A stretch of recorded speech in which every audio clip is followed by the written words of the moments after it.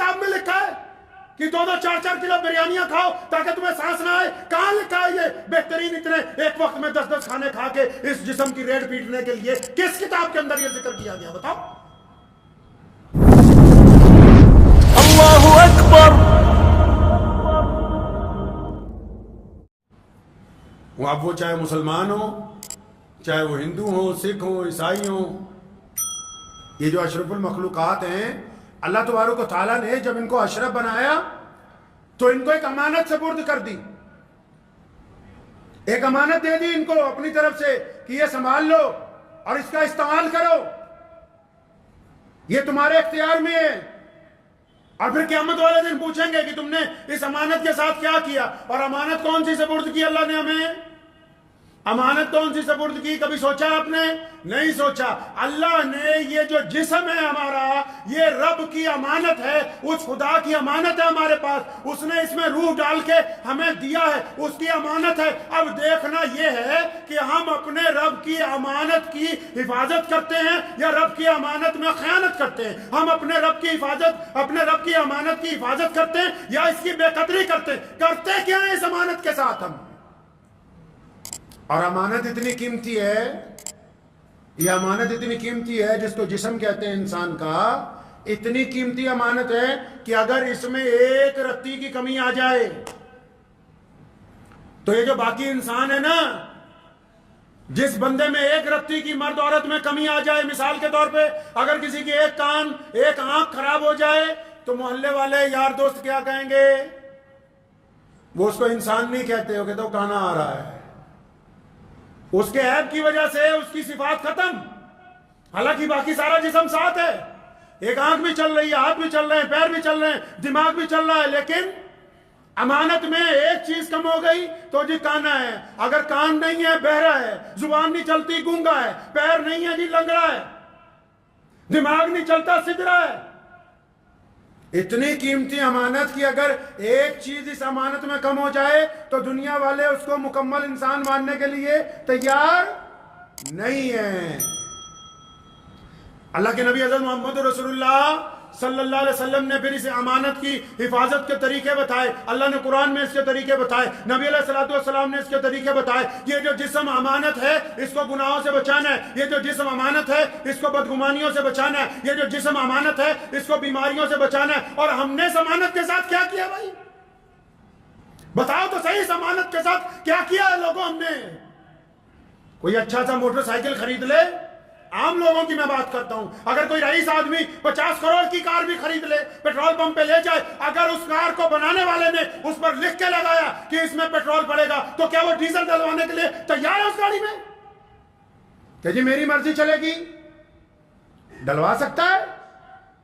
کوئی عام آدمی اگر 50,000 کا اسکوٹر خرید لے اور کمپنی نے اس پہ لکھ دیا ہو کہ یہ پیٹرول کے ساتھ چلے گا تو کیا وہ اس میں پیٹرول پمپ پہ جا کے اپنی مرضی سے ڈیزل ڈلوا سکتا ہے؟ ہم کیا کرتے ہیں اس امانت کے ساتھ؟ ہمارا جو مینول اللہ تعالیٰ نے قرآن میں بتایا، ہمارا جو مینول محمد رسول اللہ نے بتایا، یا اور جتنے مذہب ہیں ان کے ماننے والوں کو جو ترکیب بتائی گئی کہ اس جسم کی حفاظت کس طرح کرنی ہے، کیا ہم اس کے مطابق اس جسم کو چلا رہے ہیں؟ اگر انجن بنانے والے نے لکھ کے دے دیا کہ یہ انجن 18 گھنٹے لگاتار چلے گا، اگر زیادہ چلانا ہو تو پہلے بند کرو، اس کو ٹھنڈا کرو، اس کے بعد پھر چلانا، انجن بنانے والی کمپنی کی بات سمجھ میں آ گئی؟ اور رب نے یہ جو جسم امانت دی اور بتا دیا کہ عشاء کے بعد فوراً سو جاؤ اور فجر کے بعد فجر کی نماز کے وقت اٹھنا، یہ بات سمجھ نہیں آئی؟ اچھا یہ پتہ ہے کہ اگر کار پہلے دن سے فرسٹ ہینڈ چلے گی، اگر یہ بائک فرسٹ ہینڈ رہے گی، یہ مشین اگر ایک آدمی چلائے گا تو ریسیل ویلیو بڑھ جائے گی، اس کی عمر بڑھ جائے گی، 20 سال بعد بھی ویسی جیسی پہلے دن خریدی۔ کیوں؟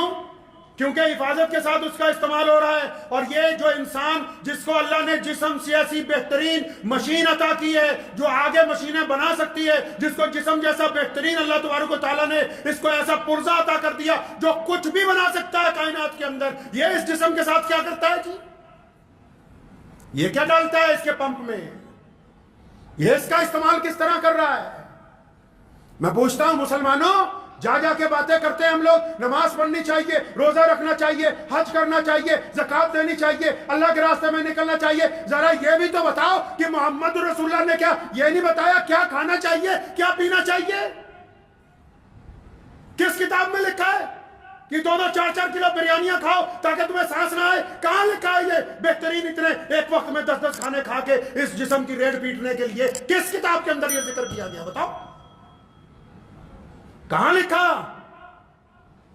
कि 5-5 लीटर की कोल्ड ड्रिंक की बोतलें अपने घर में ले जाओ, अपना मैदा भी फूको, वो कोल्ड ड्रिंक जो बैतुल खला में अगर डाल दी जाए तो 10 साल पुराने दाग धुल जाएं? ये कहां लिखा कि इस गाड़ी में वो तेल डालो जो इसको मंजूर नहीं है, जो इसके पुर्जों को मंजूर नहीं है? ये कहां लिखा? ये क्या कभी अल्लाह के नबी सल्लल्लाहु अलैहि वसल्लम की हदीस पढ़ने की कोशिश नहीं की? रसूलुल्लाह क्या चाहते हैं?